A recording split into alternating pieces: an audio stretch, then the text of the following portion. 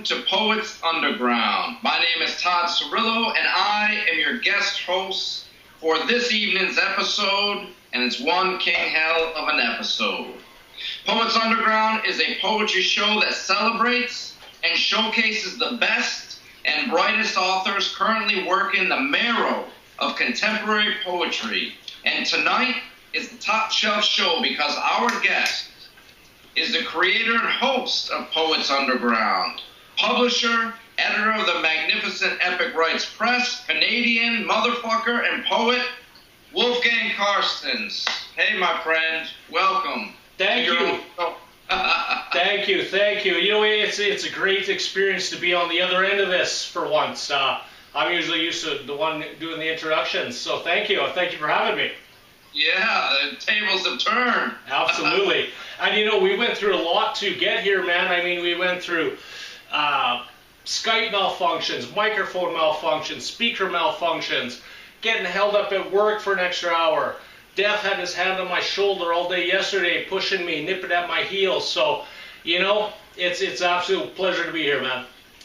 Yep, and we're here. You got your Christmas tree. Looks beautiful. Everything is good. What I would like to say to the audience is that when you fall in love with what you hear this evening, you can order as many copies of Wolfgang's books, including his latest, Hell and High Water, published by Swells Press, and at epicrightspress.org, lulu.com, Amazon, or afterhourspoetry.com. We want to get that out there because we want to sell everything that you got. Absolutely. And you know, if you like what you hear, go down to my website, wolfgangcarstens.com, and it links to 6 Foot Swells, it links to Night Ballet, Spank Apache, Grey Borders books, it links everywhere. And you know, I should point this out, you know, now that you're representing with the 6 Foot Swells, we almost had a wardrobe malfunction tonight. We both showed up in the same shirt, man. Yeah, for sure. Yeah, yeah, you know, dirty minds think alike.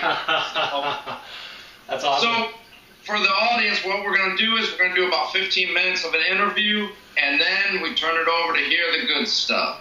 And that's probably the best part of the Poets Underground. So, but we'll start with some of the questions. And the first one that I have for you is going back over all the material that I have and all the books of yours.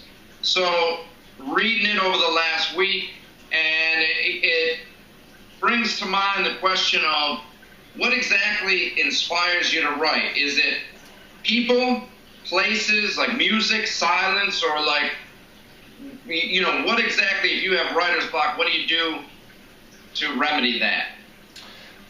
You know, I don't actually ever have writer's block. You know, if I'm not writing, I'm cool with that. Like, it's been probably, I can go 3-4 months without writing a single word. I'm perfectly fine with that. What inspires me is definitely people, punchlines. You mentioned shiny things. I get the punchlines. I hear a punchline and I go, okay, now I need to build the framework so that I can get that punchline out there. Death plays a very huge role in my writing personally. You know, my first book, Crudely Mistaken for Life, was actually written after about a year where death just worked his way like a sledgehammer through my family, my friends. I almost died myself that year. And Crudely Mistaken for Life, which is a very, very dark book, and The Abyss Gaze is also, which followed it, which is kind of like the head of the same coin. Death was definitely the energy behind that. I definitely want to make sure that, you know, when it's my day to go, that I leave nothing unspoken. You know, I want you to know how much I love you, and I want my wife to know how much I love her, and I want my kids to know how much I appreciate them. And I want to make sure that I don't go to the grave with the songs inside me. So that always pushes me forward. I always, you know, like having death in the rearview mirror, just kind of pushes me forward and pushes me forward. Like I always say, live today, tomorrow never comes. So, you know, if this is my last day on this earth, I want to make sure that I did everything in my power to live to my highest potential and to do my absolute best to accomplish my goals, right? I think a bucket list is bullshit. You don't want to put things on a bucket list and go, you know, when I retire, I'm going to get to that. And when my kids grow up and leave home, and then I can go do this. These are things that you need to go, I want to do this, I'm going to do this, let's make plans to do this now. Let's get it done.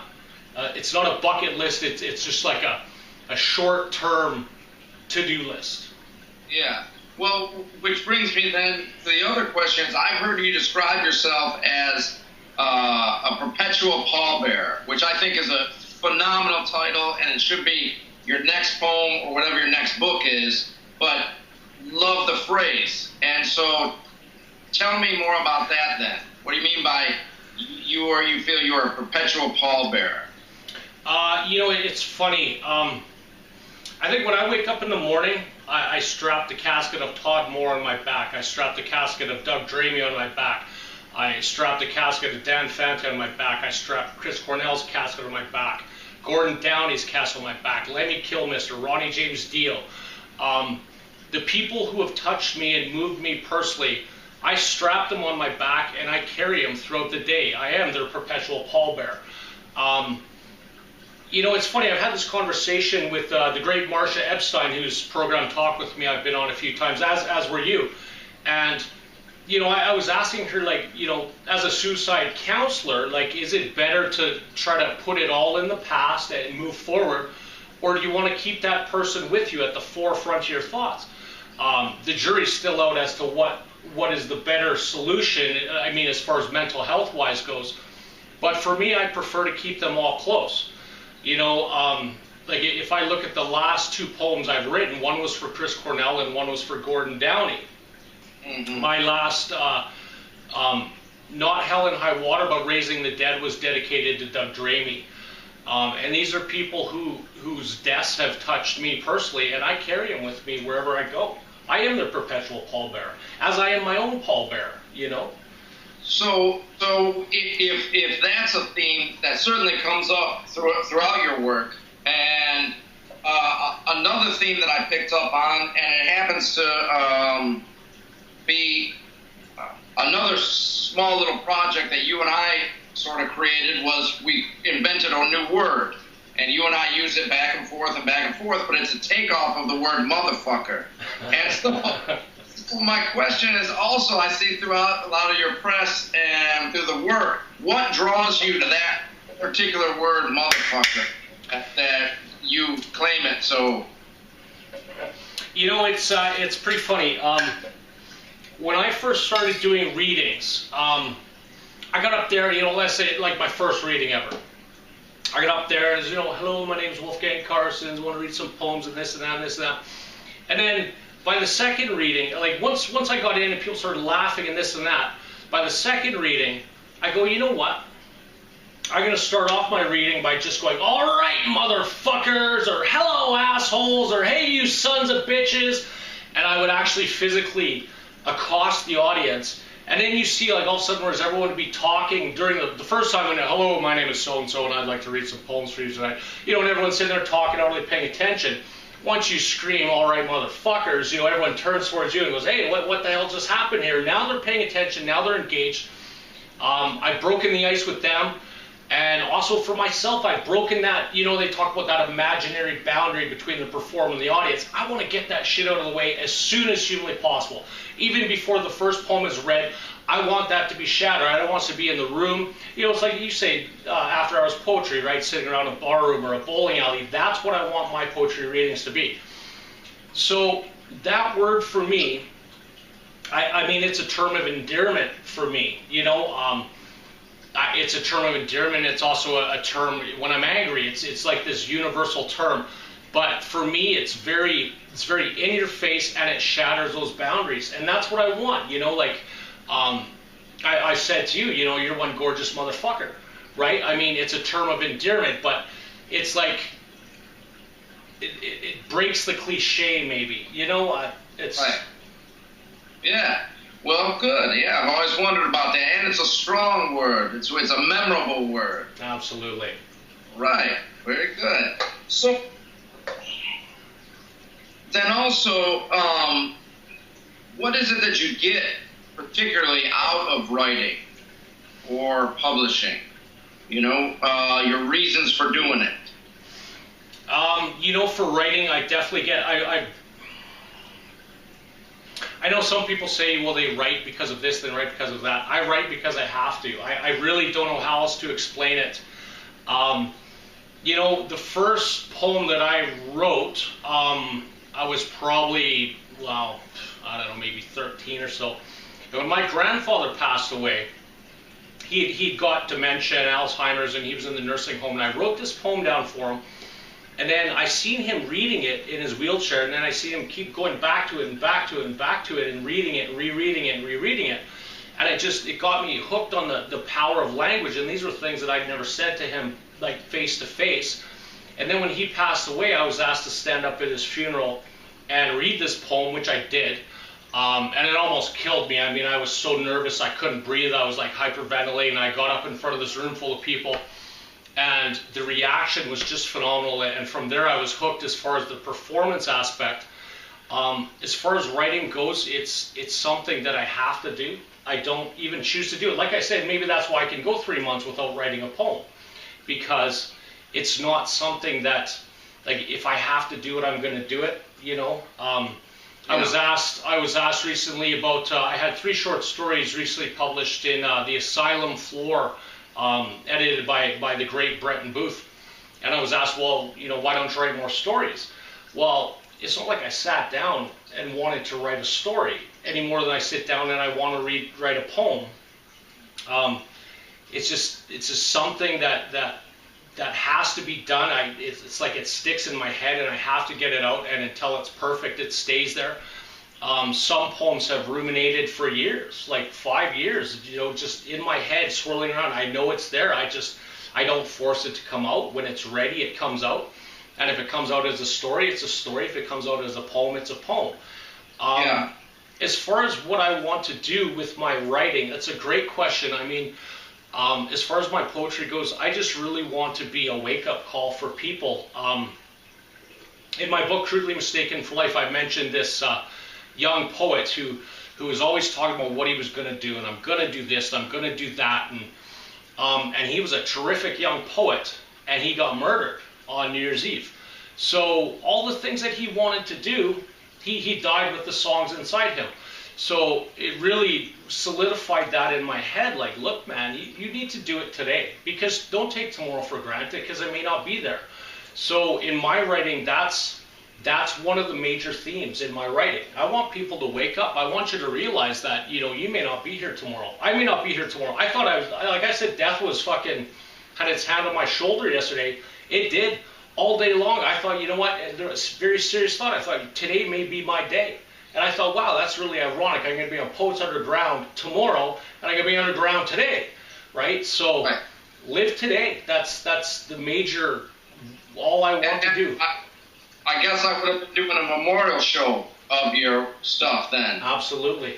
Yeah, but I would have done it, so it would have been pretty good too. Thank you. So that leads me into what is one seminal Wolfgang Carstens poem that, you know, really brings it all together for who you are or what you represent for poetry? You got one? Yeah, absolutely. In fact, I had a feeling you were going to ask me that. What's that? I said, in fact, I had a feeling you were going to ask me that question. Yeah, well, it's probably your perpetual pallbearer premonition. You know, I do have one. It's from the Hibiscus is also, and it directly speaks to what we were just talking about. And like you, when I interviewed you on your show, you said you had 2. Well, I actually do have 2 as well. And I'd love to read it, man. Yeah, read both of them. All right. This is called Life Is. Life is too short to waste on the wrong jobs, the wrong relationships, the wrong ideas. Soon enough, you'll be planted on the wrong side of the grass. If you're looking for a foundation stone upon which to rebuild, here it is. Remember that you must die. Be ruthless in the choices you make, in the company you keep, in the pursuit of happiness. Live to the point of tears. You haven't much time. Yeah, ruthless. I like that. And I think that would be my message. And then this is from Bulletproof, and it's the same message, just told a different way. It's called It's Not Rocket Science. It's not rocket science. All you have to do is make every day count. So when death comes to take you, you have no unfinished business, your loved ones know exactly how you feel, and your bucket list is empty. No regrets. The end will arrive soon enough. Yeah, there you go. Yep. All right. Very nice. So now that we just got to hear some of your work, another question I have for you, because I've always thought your work is magnificent. I think, it certainly has gotten me through many lunch times, gotten me out of a bar tab or two, which is really nice. So, I've always appreciated it. So my question is, if, say, Budweiser, or in your case, Molson Canadian, or Labatt's maybe, or Taco Bell, The Gap, or maybe a hockey team comes to you and says, hey, we want to give you some money, or we want to use your poem in our advertising, what do you do? I guess that would absolutely depend on, first of all, what we're advertising for. I think of Neil Young, right? I won't write for Miller. I won't write for Coke. I won't write for nobody. Let's face it. If it was, if we're talking tequila and cock rings and blowjobs, I might totally be down, right? If we're talking, diaper wipes and tampons, maybe not, right? So it would have to depend. It's funny, I told this story before. There's been at least 2 times where people have come to me with Epic Rights Press and kind of like one of those blank check deals. Famous people, actors, here's some money, put out my books, you write in the amount, whatever. And I get all excited. I go, oh, fuck, honey, show my wife, let's sit down, let's read these books. And they fucking sucked. And I ripped up the checks, I didn't take the deal. And basically my whole thing was, I'm not going to cheapen the relationship that I have with my readers and the relationships that I've strived so hard to forge just for a quick payout. And on the flip side, I mentioned this, I have a friend who actually took one of those deals and everything he worked for tanked. And the press folded, and he got his payout and this and that, and then it was just like, it was a joke after that, and he actually published probably the worst book of poetry I've ever fucking read in my entire life. Yeah. So, I'd like to believe that would be the outcome as well. It's not like I haven't been tempted, it's the similar type deal. But hey, man, if it was something like, if it's Patron tequila and something that I enjoy, and it's the right vehicle for my work, I think I'd be down, Yeah, all right. Because I want to get the word out there, man. Yeah, you're obviously a more ethical poet than I am. Shit. Oh, yeah, that's fucking very good, though. So we did this seminal poem, and you spoke a bit about, well, actually, I'll ask this, because I'm looking at the time here and want to respect that. In your opinion, as poet, publisher, amazing promoter, what do you feel is the worst sin that a poet or writer can do? The worst sin? Yeah. Regarding their work, their relationship with the audience, etc., etc. Right.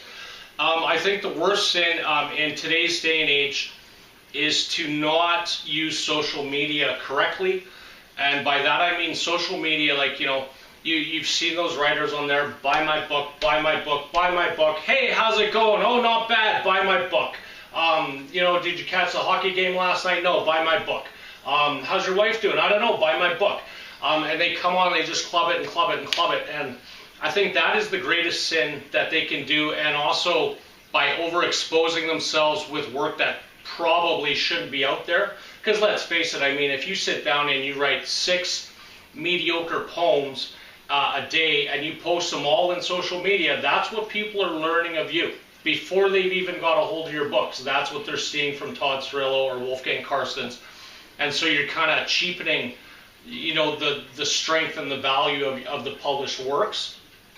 And also you need to, people go on social media to engage with other people. So you have people following you. They're there because they're interested in you and about what you're doing. And they want to know, how is Todd Cirillo human, just like me. So I think by not interacting with your readership in a very human, genuine way is really a detriment to everything. I mean, you're hurting yourself, you're hurting your book sales, you're hurting your publishers, you're hurting everything, Yeah. Well, I always find it very interesting because, like you said, so many people will write something and say, "Oh, I just wrote this, and I'm putting it out there," and then they call it published. And in my mind, and a lot of times, it's not. That's just a journal entry that you are now putting out there. And poetry's in bad enough shape as it is. Yeah. But all right. So what's the best thing that they can do? A writer or a poet? I think the best thing you can do if you're a published poet, if you're not a published poet, the best thing that you can do is submit your work to print magazines, no matter how poorly run, how cheap the paper, how cheap the ink it is, it's still more valuable than getting it posted in a blog somewhere. And I think that speaks to what you were saying, I mean, let's face it, I could send out everything in my slush pile, and I can guarantee you by week's end it could be up all over the internet in blogs, and people say, "Oh, that's published." Well, that's not published. That's just posted in a blog somewhere. That's not publication at all. So I think the best thing that non-published writers can do is get published in print, because that's going to help you towards when you go and you have a chapbook and you submit it to a publisher, say, "Well, I was published here and here and here, and this is from here, here, and here." It also preserves the integrity of the work, because it's not like somebody can just type in a web address and read your whole book for free, the very book that you want people to pay for. It was published in a magazine, it had a run, it's done, it's in an anthology somewhere, you got to buy the anthology to read the work. Beyond that, I think once you are published, the best thing you can do is send your book out for independent review. Send it to radio stations, TV stations. Let's face it, I sent my book to the President of the United States, the Prime Minister of Canada. I sent it to Mike Tyson.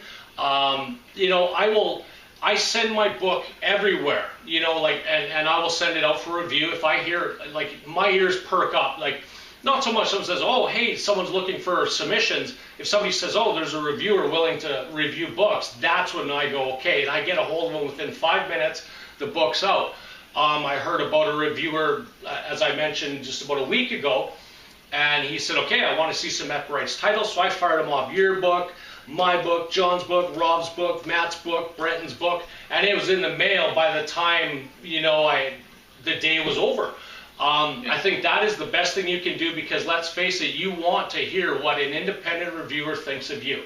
And that's how you're going to grow as a writer, And also, and it goes without saying that I think doing readings and appearances and launches and all that other fun stuff is very important too.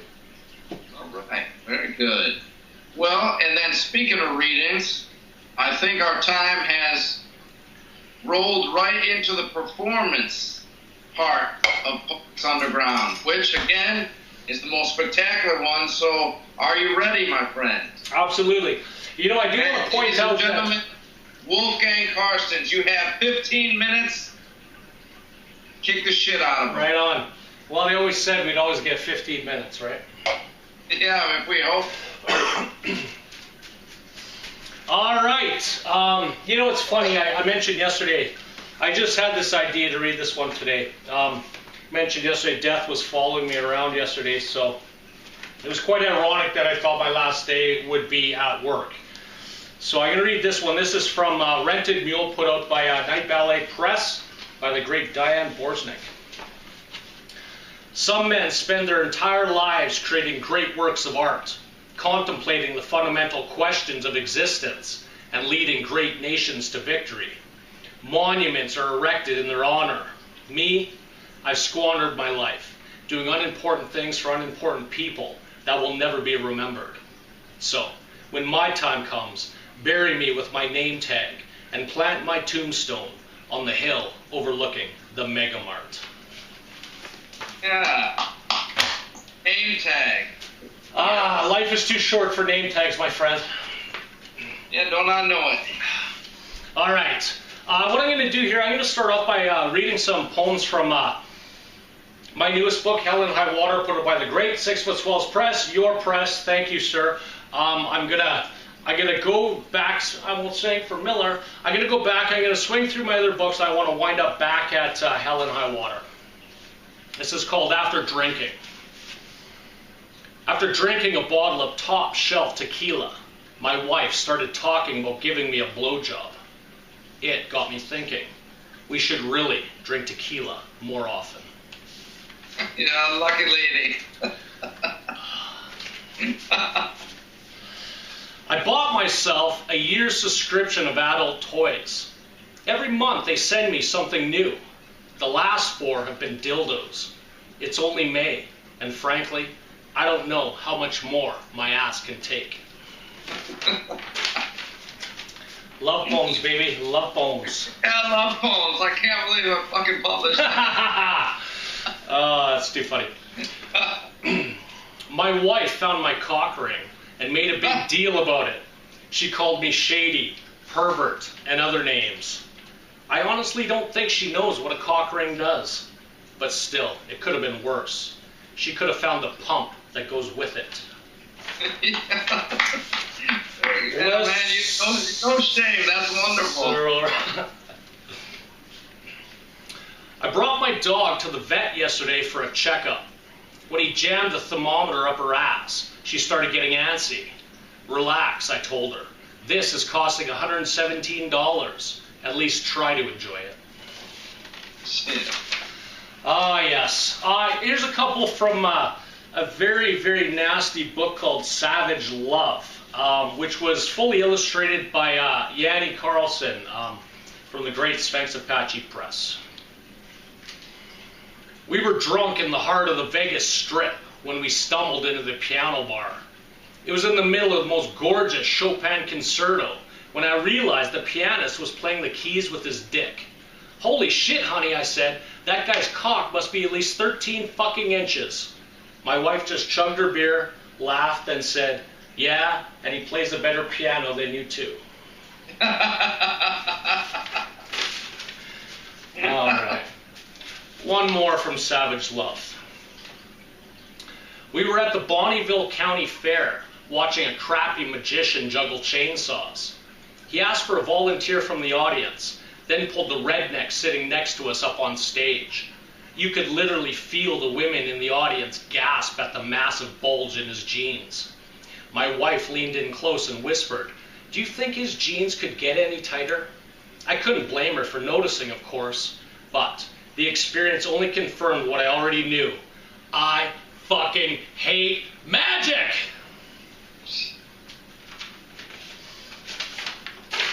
All right. Factory reject, baby. When the human skull was passed around the lecture hall, the speaker encouraged us to listen and let it whisper its secrets, then to say the first thing that came to mind to the person sitting next to us. When it was my turn to pass the skull, although I'd intended to lighten the mood by saying something funny, as I placed in her hands, all I could think to say was, you're next, motherfucker. Yeah. There's your tombstone.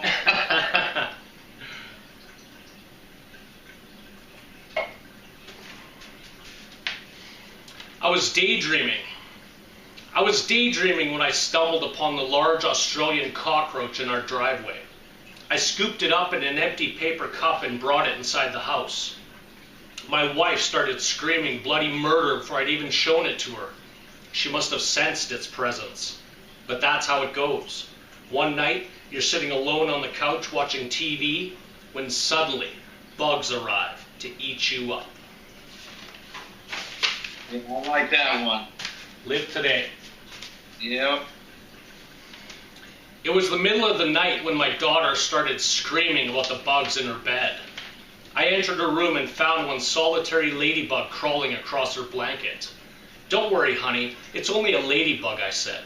Besides, a ladybug in your bed is good luck. You're a very, very lucky girl. As I released it outside in the dirt, I thought about all the bugs waiting for us. the many bugs that will come to feast in our beds when our good luck finally runs out. Yeah, they're pretty dark books, those first two, man. Yeah. All right, this one will really lighten it up. Yeah, I don't know money on that. Where was I before I was born? My son asks. You were a part of me, I answer. Where will I go when I die? You will again become a part of me. We've always been together. We'll always be together. Will you bring me back to life when I die? My son asks. Yes, I answer. I'll always bring you back to life. And if you die, he says, I'll bring you back to life. Then you will be my daddy, I say. Yes, he says, happy in this thought. Wonderful, I say, thankful that the serious questions have passed. As my son runs back outside to play, this question of nothingness surfaces like an ugly, unseen monster. And I think, if only it were that simple. Yeah, that's good. Thank you, sir. You're redeeming yourself. All right. This is from Enjoy Oblivion, one of my personal favorites. When Raven learned how to speak, one of her first questions was, Daddy, what would you do without me? At the hospital, as the anesthesia took effect, she let out a long, wheezing groan before her tiny body went limp in my arms. I walked outside, lit a cigarette, and stood by the busy street. I would throw myself into oncoming traffic without you, my dear, I mumbled. And if you don't wake up, I will meet you there. Beautiful. That's beautiful. Thank you. Margaret was 8 years old when she died. It was mid-January, and the ground was too frozen to bury her, so her father put her in the cellar until spring. Her mother spent every night that winter among the preserves, talking to Margaret, stroking her hair, searching for the words that would raise the dead. I'm clapping for all the millions that are watching us right now, too. So excellent. I appreciate it. I'm the conduit for your appreciation. I appreciate it, sir. Sarah is dying. She started a bucket list. After weeks of contemplation, she couldn't think of one single thing to add. Good girl, you are ready. All right. This one's based on a true story. This is from Factory Reject, and this is, again, the Live Today, Tomorrow Never Comes. I bought Claire's unfinished watercolor landscape, the one she'd always said she'd finish tomorrow, for $2 at the estate sale. It was a running joke between us for over half a decade. Whenever we'd run into each other at the bank or the grocery store, I'd ask, how's my landscape coming? Almost finished, she'd say, maybe tomorrow. When I brought it home, I took a black Sharpie and printed, Live Today, Tomorrow Never Comes, in the white space where the mountain should have been. I always knew the landscape was meant to be mine. I just never guessed I would be the one to finish it. Yeah. Very nice. Thank you. Okay, and here's my a couple for my perpetual pallbearer self. In a recent interview, Lemmy Kilmister, still smoking, drinking, and touring at 70, remarked that he was indestructible. Indestructible. Lemmy, I will carve these letters on your tombstone when you finally hang up your boots and body surf that ocean of worms back into the ether. You'd appreciate that, as long as you gave it with a fifth of Jack Daniels. Yeah. You know, Lemmy, I got to give it to Lemmy, man. Lemmy went out on the couch playing video games with his son. That's how he went out. And I think, you know what? If you got to go, man, go doing something you love with somebody you love. Well, it wasn't even the video games. They brought in the Jackpot, the casino machine from the Rainbow Bar. They moved it into his actual, apartment. That's even better, man. Yeah, he was gambling and he was doing the slot machine. That's what it was. Awesome. See, that makes it even better for me. I love it. Another guy, Alan Thicke, he had a heart attack playing hockey with his son. Fucking beautiful way to go. Absolutely beautiful way to go. If you gotta go, right? Yeah, it's better than alone and face down. Yeah, or at work. Yeah. Yeah, ain't that the fucking Your fucking name tag, they don't need a toe tag. You just fucking got the name tag right there, man. Unless it's a spectacular death where you fall off like the second balcony and you fall onto some gasoline and the whole place goes, Yeah, absolutely. Yeah, I'm down for that. All right, this is a new poem. This is one of those ones that had to ruminate for a long time. Chris Cornell's final performance at the Fox Theater in Detroit was his swan song. Cornell had never sounded better. It's believed Cornell blew out his voice that night. Whether or not it's true doesn't matter. There wasn't going to be any encore. Yeah. Oh. Another one for my fallen hero. I had the chance to meet Gordon Downey. Face to face, this is a true story. This is what happened. It was perfect. Front row of the Treasure of the Hip concert. Gordon Downey, I put my hand on your shoulder, leaned in close, and whispered, I love you. It was a perfect goodbye.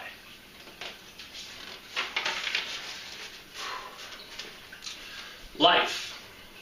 Life went by so quickly, there wasn't time to exact your master plan. Hell, you hardly had time to catch your breath. But now it's over. And if you could return to the start, you'd probably do it all differently. Now, wouldn't you?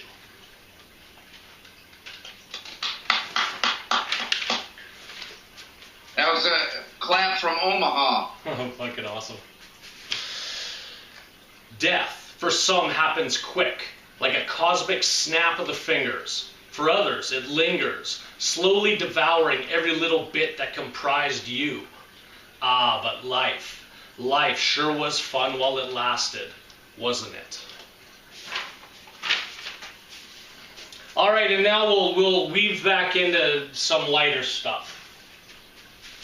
Yeah. Okay, here, this is lighter, but we've still got a little bit of death in here. Inventory.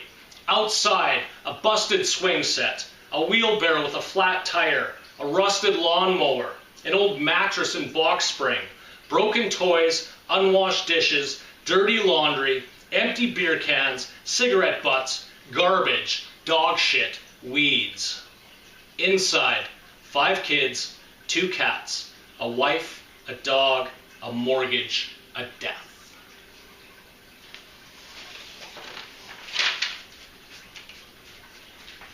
That was about as light as a cinder block. All right, no, I promise laughter on this one now. Yeah. Yeah, you sound like you're doubting me. No, never, never, never. I've learned never to doubt great poets. My bike had a flat tire, so I borrowed my wife's. As I was coming back from the gas station, a group of kids in a souped-up Chevy slowed down and shouted, "Blanket!" at me as they passed. "Blanket?" I said, laughing. What a strange thing to say. At home, I explained what happened to my wife. "What do you think it means?" I asked her. "Were you wearing that shirt?" "Yes," I said. "Were you wearing that hat?" "Yes," I said. "Were you riding my bike?" "Yes," I said. At this point, my wife just laughed, shook her head, then said, "Honey, I'm pretty sure they yelled faggot." Yeah.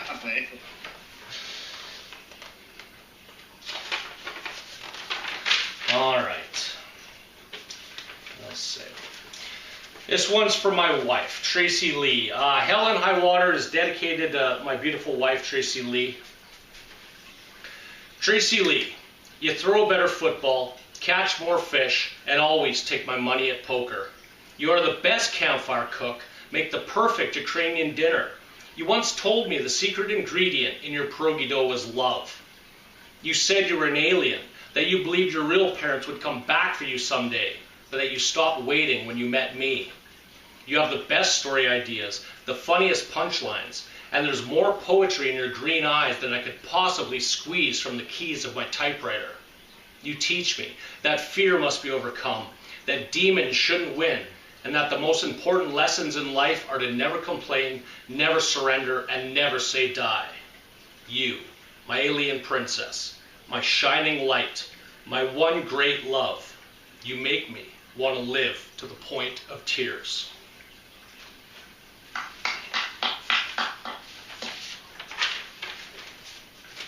And a couple here, we'll finish it off from Hell and High Water.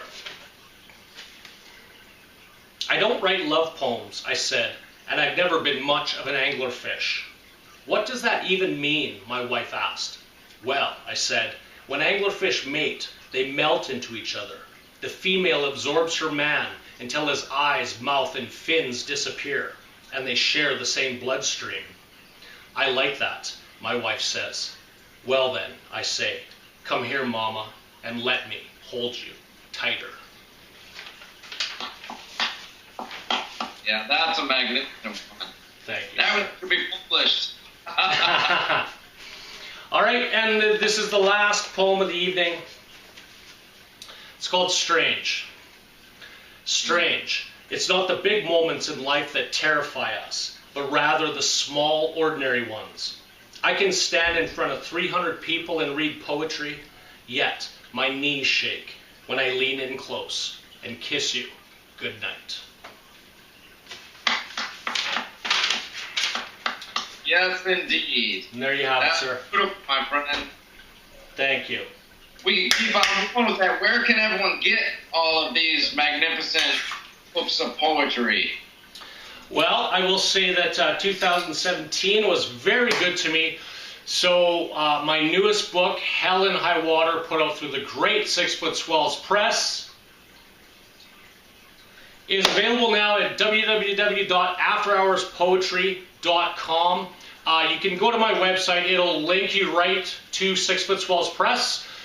Raising the Dead through Sphinx Apache Press, www.sphinxapache.se. My Bulletproof came out in January through Grey Borders Books. Again, you can go to my website. It'll take you wherever you need to go. It's been a great year. The Asylum Floor from Australian madman Brent Booth is available now. I should have a link on my website soon for that. I have 3 short stories and 1 poem. Support my publishers, help me support my publishers, and check it out, man. You can't go wrong. Mr. Cirillo. That was magnificent. We thank you, Poets Underground. This was probably one of the top shows of all time. I have no doubt about it. And, man, you fucking kick ass. And it's good to have you in the world, and I mean that. Thank you, sir. And you know what? I must say thank you so much for giving me the opportunity to be on my own program, because that's awesome, you know. I mean, really, it's something that I wanted to do, and you made it possible. So thank you very much. You were a very gracious host, and it was my pleasure to be here. Thank you. We'll toast about it as soon as we log off. All right. Fair enough. All right. Adios.